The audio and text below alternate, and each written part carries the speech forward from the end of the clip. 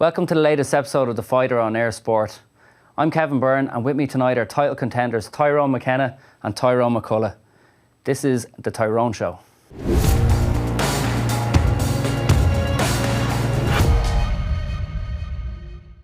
Welcome to the show, lads. You've known each other a long time in boxing. Tyrone McKenna from Belfast, Tyrone McCullagh from Derry. How do I actually distinguish between the two of you? Number one. This is number two. I'm number one, so I'm. Right. They made him, then they made the improvement. You've known each other a long time, since you're young teenagers in the Irish setup. Yeah. Both of you went to the World Youth Championships in Guadalajara 2008 at the beginning of a very successful time for Irish boxing, which is still producing, fruits all these years later. What do you recall from that trip? It was actually the trip before we first met each other. It was the Four Nations in Greenock, Scotland, and Tyrone was already on the Irish team the year before me. I'd just joined it, so I hadn't went away on this trip. I couldn't believe there's someone else called Tyrone on it, and we didn't really get along. Not that we didn't get along, but we were close to the same weight, and when you're like that in boxing, there's always a bit of rivalry there. But by the end of the trip, we became friends and just sort of snowballed from there. Right. But you pulled a prank on him the first time you met him, so that probably put you in his good books. All the team was my mates because I was already Irish champion and stuff, so I knew them all previously, and he was just new on the team, and so no one was really friends when we were talking to him or anything, so he was always on his own. But I had shared a room with him because he was a weight below me. And I went off to train him one day, and I came back and Peter Brady was on coffee beans all over my bed. Name spelled out Peter Brady. I went, Peter Brady? Why did he do this for? Fuming, raging, going over to argue with Peter Brady. He's in the corner crying himself, laughing. All throughout this trip, he was pulling pranks on everyone just for his own entertainment. Okay. So I just set the tone for the friendship for the next 20 years. Everyone was saying, "Oh, he's a wee quiet fella," and so I thought I'd play in the sword, and I'll do all this stuff, and I'll get away with it. Didn't talk to anyone, just doing all this madness. So you just came into a group where you didn't know anybody and said, that's it, I'll just mess make a name for myself. Fair play. So you end up going to Mexico for these World Youth Championships. Ray Moylett brings home a gold. We weren't about, actually, another prank, we weren't actually going to get to go to Mexico. So, just before Mexico, we were in camp, obviously, training away. And we were room there, we were good friends at this stage. And Tommy McCarthy, he was in the room next to us, in the flat next to us, we stayed in the college. And Tyrone McCullagh somehow managed to steal his key. So we waited about 3 in the morning and burst into his room. It was about 3 in the morning with a fire extinguisher, but it lasted the whole place.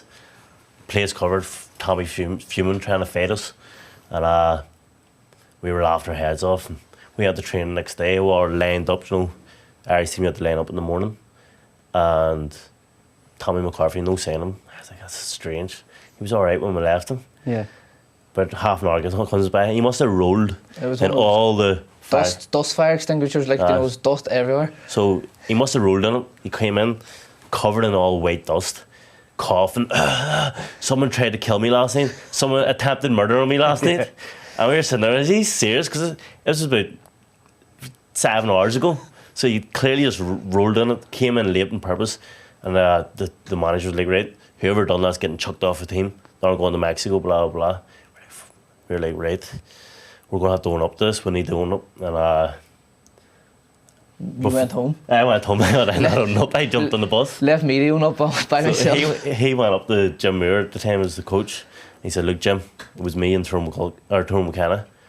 And they loved us. We were like the wee stars of the team. He went, no, lads, who really was it? He said, no, it was me and Tyrone. It was me and Tyrone. He said, oh no. So he had to go back in his word. He still let us go. He still got to go to the World Championships. We were king of that junior team. Yeah, well, it was a good senior team at the time. They just been to Beijing, brought home medals. Kenneth Egan, Paddy Barnes, your good pal, Darren Sutherland. Yeah.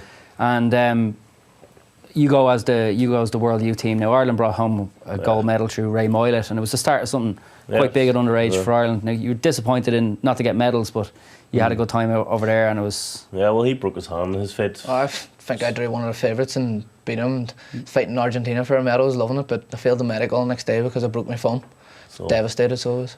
Right. He would have got a medal probably, but free injury. But I boxed terrible out there. I don't know what happened to me. In your amateur careers, you fought everybody, particularly yourself. You had good rivalries going with David Oliver Joyce, Michael Conlon, John Joe Nevin. And you brought home a European senior bronze medal as well in 2010. Things were looking up for you going into London 2012, that programme.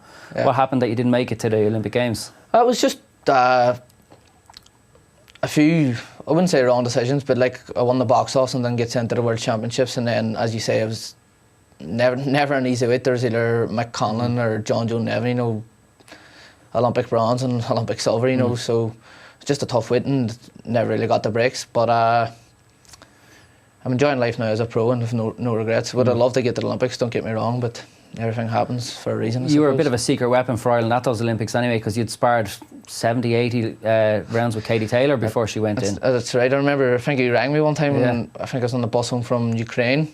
Well, obviously I flew into Dublin, getting the bus back to Derry, and I think he rang me to ask how the sparring went with Katie. Yeah, because the Ukrainians wouldn't spar, so she was over there, same weight class as Vasyl Lomachenko, but the Ukrainians wouldn't get in with her, so they brought you to keep her busy, and the southpaw sparring probably worked out for her in the end. Because the Russian was her main, that Russian southpaw was her main competitor at that weight at the time. So I went over to Ukraine. It was actually my second time over in the same place, because we went there for the Europeans that you'd mentioned. And it was this awful place, there was nothing to do there, and I got the call to come over and spar Katie. I was like, okay, it was raging, but had to be done.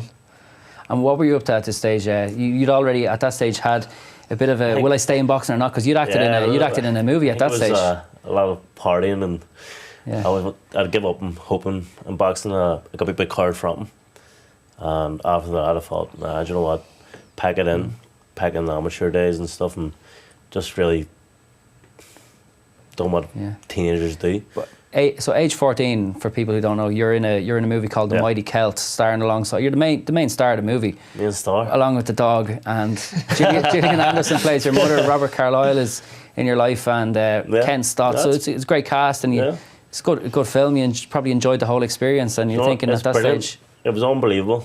I thought, that's me. I'm set. I'm gonna be loaded. But so it was 15th. What was I? Whatever got paid wasn't loads, maybe 10 grand. But at 15, that's a lot of money.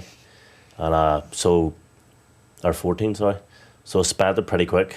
I gave my brother, my mummy, my daddy, and some money and stuff, and then spent the rest. And I came to 16 when the film actually got released, and that's when I picked up an agent. I picked up a very good agent in New York, London, Gillian Anderson's agent. Okay. And she was getting me all these big films. She said, right, you have to go learn American accent, voice elocution lessons, really. Yeah. And get English accent and stuff, and I'll send you these auditions. And I was like, I don't know. I said, right, I'll try. Went, and there was like £200 an hour. And I have no money. I'm not doing that, so I pretended I was doing it. The 10,000 was well spent by that stage. As well spent, so I was skint. And she sent me to Tom Hanks films, auditions, Judi Dench, all these big 100 grand, 200 grand parts. And I was getting them, and they're saying, here, doing an American accent. How you doing, boy? I can't do an American accent, so I was just getting chucked off, and then finally she just gave up and just said no. Yeah. So my acting career was out the window. So you're the first to turn pro of the two of you guys. It's 2012, 2013, 2012 you turned pro in America, Philadelphia. How did that go? You had your first 5 fights over there. Yeah. What was it that brought you back into boxing after the acting and after the few disappointments in the amateur career? What was it that made you decide the pro life is for me? My time out, I just started to miss it, and I really loved boxing. And you don't realise when you're in it how much you do love and how much you are going to miss it. And you lose a lot of friends if you don't keep active in the sport and stuff. So I just missed it big time, and then I got an opportunity to turn pro. I asked to turn pro, obviously, from the back of my amateur pedigree, and I decided to turn pro over in Philly with Ray Gilney and Anthony Kakachi. And I loved it, but it was a lot of stop-start, so I was fighting, and I wouldn't be fighting again for another 5-6 months.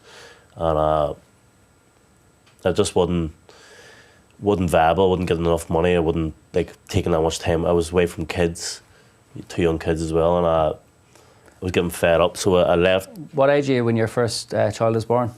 I don't even know, 22, 23. Yeah. So you're boxing for a purpose, to have a successful life, put food on the table. 100%. Yeah. The money I was making over in America wasn't really doing it justice, so even after my first 5 fights, I was like, right, came home, was about to retire, and I got an opportunity to go over to spar Darry Matthews over in the MTK gym. And right, if I get signed by MTK, then I'll stick a boxing. If not, then I'll just leave it. And I went over, I had no money, I had to sell Xbox, games, jewellery to make flights. Got the flights, got over, didn't even have sparring gear, had to borrow sparring gear when I was over. And I got in the ring with Darry Matthews. He'll know, I'll be alright with me saying that I battered him, because I had to put everything in this bar. Got signed, and the rest is history. The rest is history. That's it. A couple of years after Tyrone's turned professional, you follow suit as well. Yeah. Were you talking to him about what life was like in the pro game? Because you've been close for a long time now at this stage. Were you taking advice, or? I was, but to be completely honest, I had no real intentions of turning pro, because everyone's saying, oh, your style wouldn't suit it, you know, this way of boxing amateur wouldn't be for you. You couldn't last the longer rounds and stuff like that. So, and I just sort of agreed with him. But then, as I say, you know, I won 1-2 box offs in the amateurs and then get sent to any competitions. It's like, well, I've got to do something here. Yeah. So I turned pro, and obviously I asked Tyrone about it, and he recommended it, and he says, I haven't looked back since, you know, I've loved it, and probably should have turned pro a bit earlier than what I did. Seems anything I do, he copies. I went pro, he turns pro. I went up to Scotland, he moves up to Scotland from Liverpool. Can't get rid of him. You're older, so he copied your name as well. Exactly. Yeah. Southpaw, everything. How would you describe your style? Because you, I've seen you get slagged off for it in terms of being novice-y, but then again, I've seen you being described as just the most awkward and horrible person to fight ever. I've watched you a lot of times through the amateurs and the pros, and you do look like you're a really difficult task. No, it's completely correct. I was called the novice the whole time. For my Irish team, it's called the novice, and to be honest, technically, I'm probably down the bottom end of the pool. But you know, I train really hard. I'm very awkward. I'm fit, and I've got heart, like, so. It's working so far. And even he says, you know, Tony, you don't know what it's like to spar you. It's just it's so annoying. See him sparring Paddy Barnes. It's the best thing ever. Yeah. I've saw Paddy Barnes at one stage with his knee up his chest, didn't know what to do, and just sat in the corner like that. Yeah. It's brilliant. Paddy Barnes refuses to spar now. You seem to have a few superpowers in terms of being able to make weight and being quick, just being unnaturally quick on the track. And is it true that you once won a half marathon hungover after eating KFC in dress shoes? Well, it was a 10k, I think, but you see, they sort of go hand in hand. I'm always struggling with weight, so I'm always running to get weight off, and then I just sort of got good at it. And then the club I used to box for, there was a 10k round about where that was, down in Buncrannon. I entered it one day. I was out the night before, went for KFC for a hangover meal, and at this time I just trained in any shoes I had. It was a pair of Adidas dressy shoes, and just entered it. There's all these running clubs. I just entered it for a bit of laugh, and ended up coming first. Right. Decent enough time, 31 minutes or something. It's not too bad. I know. So 2015, you're beginning your professional career. You're a couple of fights in, but then your brother passes away, and you consider packing in the sport altogether. What happened? So it was just before my debut. My original, I was obviously cancelled. It was just 3 weeks before Addy passed away, and obviously I was devastated, and I really did consider packing it in, but I sat down and thought about it, and my brother was, he was my biggest fan. He went to every single fight down in Dublin, anywhere I fought, I went there, and just thought he'd want me to continue. So picked myself up and got back at it, and all my fights are for him these days. Just try and do him proud. He had a kidney failure, was it? And yeah. You've since kind of raised funds for kidney charities and stuff as well. And I've signed up to be an organ donor myself, because he got 2 transplants, but it just didn't work out. Yeah. So, but if I had the chance to save his life, it would have been brilliant. Yeah. Do you remember the time yourself? Do you remember trying to console Tyrone or keep him in boxing, or what? Or was it more just friendship? I was good mates with him. You can never take him serious. Everyone was writing on Facebook, all these girls. Everyone was writing that, thinking about you, hope you're okay, etc., etc. And Tyrone writes underneath it, you're fairly wrapping up here, Tyrone, or something like that. With all the birds, but I was friends with Dean myself, so even I'd go out with Dean, his brother, regularly. He was in Derry, but Dean lived in Belfast, so I was good mates with him and myself, and it was a bad time, but yeah, Dean would 100% wanted him to continue I think that's the reason he boxed most of the time, was for Dean, because he made Tyrone train, he made Tyrone go off, drink, do everything properly, or if he done something wrong, Dean was on top of him. So that's something that he definitely would have wanted him to do. So I just said, look, you have to do what Dean would have wanted. Yeah. So the first couple of years of boxing are a slog, aren't they? As a professional boxer, you got to sell your tickets, fight away. How did you find it? It's not really that enjoyable, I wouldn't say. Unless you're a massive name, you know, it's really, really tough. You know, it's like you're an apprentice. You're doing everything for free. You're selling tickets. You're just trying to do everything to make ends meet. You know, it's so tough. Unless you are like, you know, a massive name and you get signed by a big promoter straight away. Yeah, most people in Ireland wouldn't really have that opportunity. It's mostly GB squad we get that and stuff, but at the start of your career, you're going to be fighting for buttons, really.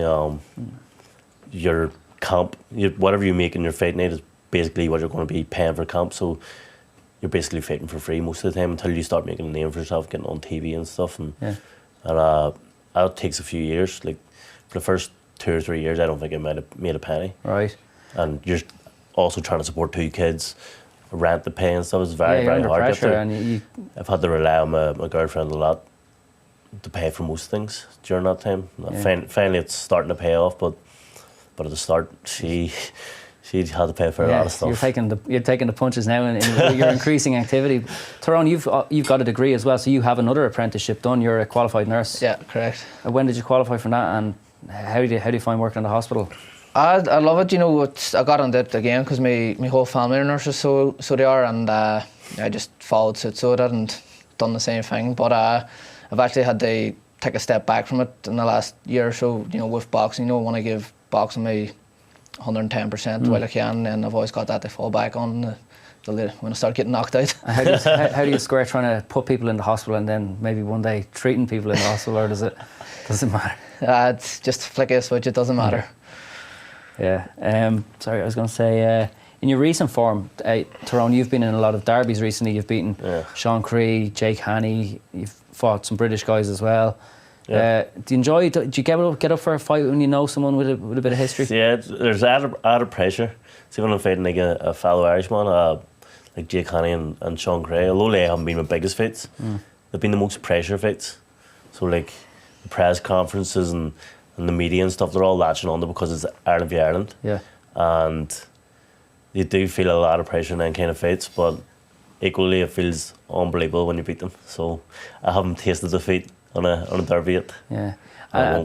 Do you get more nervous before a fight like that, or do you get more a fight that is really 50-50, or do you get nerves at all, actually? Because you're telling me before that the easier the fight is expected to be, the tougher nearly a role it is to get up for it mentally. Yeah, 100%. Like most of my fights, I'm not 100% expected to win, but I'm favoured. Like Anto Up and Lewis Banks and stuff like that, I was heavily favoured.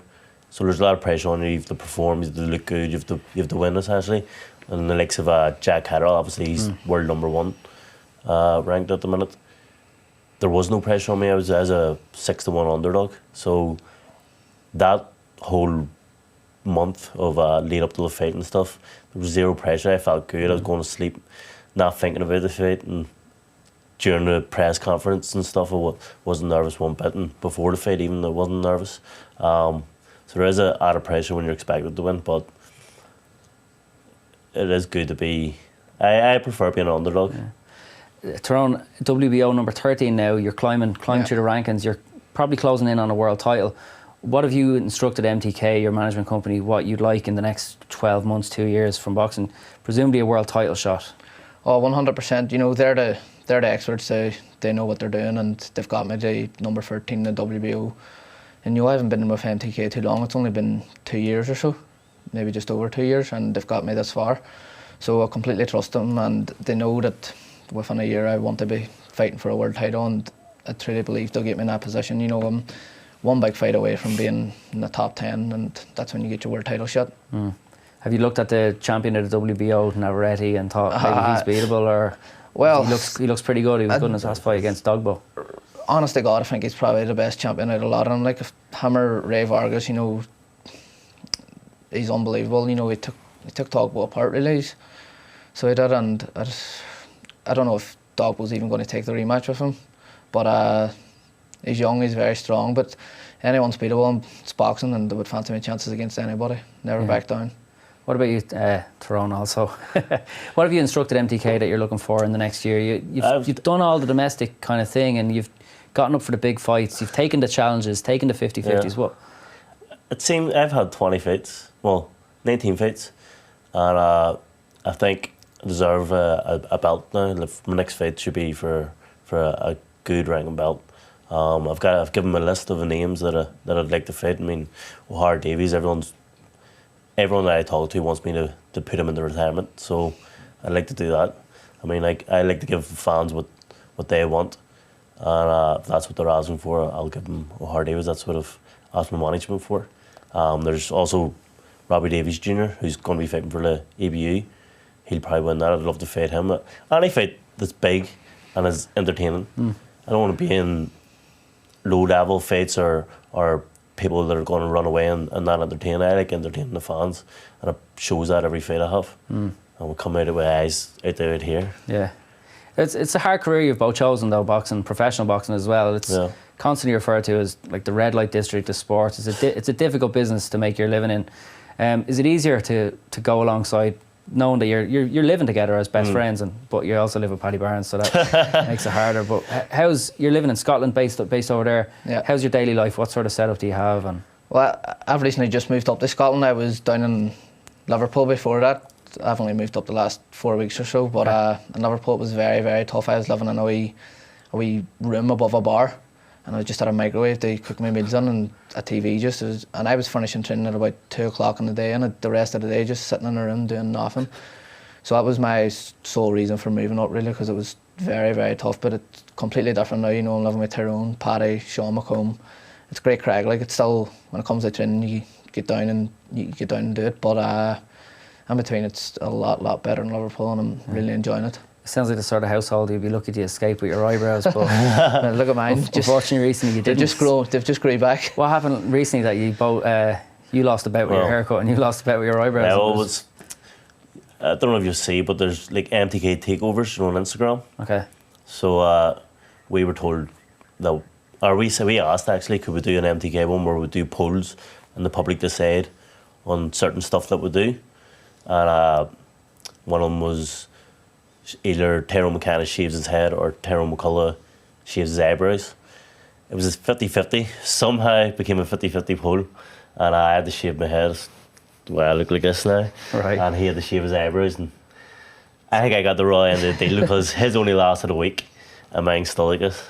Yeah, your eyebrows seems to have grown back pretty quickly. That's a star talent. Running, losing weight, and growing eyebrows. Yeah, that isn't the first time I've lost them. So 3 decent superpowers to have. Right? What about yourself and your boxing dream in the next couple of years? What is it you're looking to have? Maybe I'm looking to have a world title fight.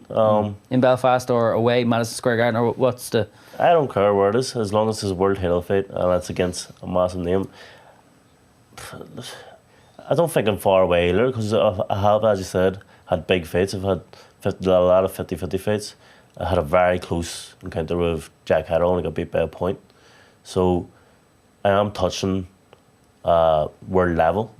And I mean, if I get one of the guys that I'm saying, Lewis Ritson's moved up to my weight, Robbie Davies Jr., O'Hara Davies. If I get one of them and I beat them, then why couldn't I fight for a world title? So that's what I'm aiming for at the end of 2019.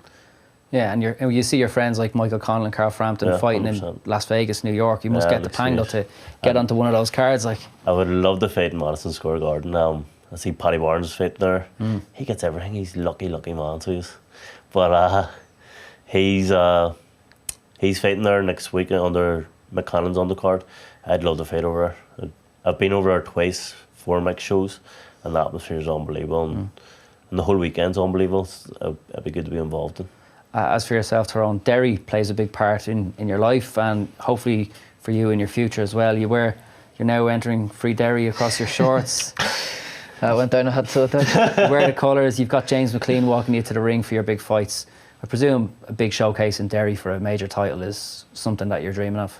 Oh, 100%. You know, and it's on the pipeline. I'm so proud to be from Derry, and there hasn't been a professional boxing show there in I think 40 years now. Charlie Nash was the last one, I believe, and it'll be a dream come true to headline my own show in my hometown. And as I say, it's within my grasp. It's just a few things need sorted out first, but I definitely believe it'll happen again within the year, and MTK is a team to do it.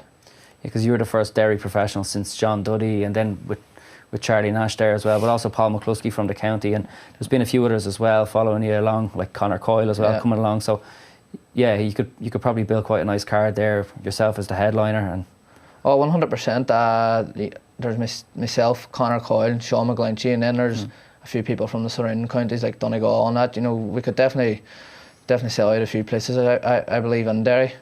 And as much as don't get me wrong, I love fighting in Belfast. You know, a lot of ones in Belfast come out to support me when I do fight there. But as I say, I want to headline a show in my hometown. Well, very good. Well, Tyrone, thanks very much for joining me on The Fighter tonight. Well, thank you. Wish you the best of luck with the rest of your careers. Thank you. Well, thank you very much for joining me on The Fighter tonight. See you again next time.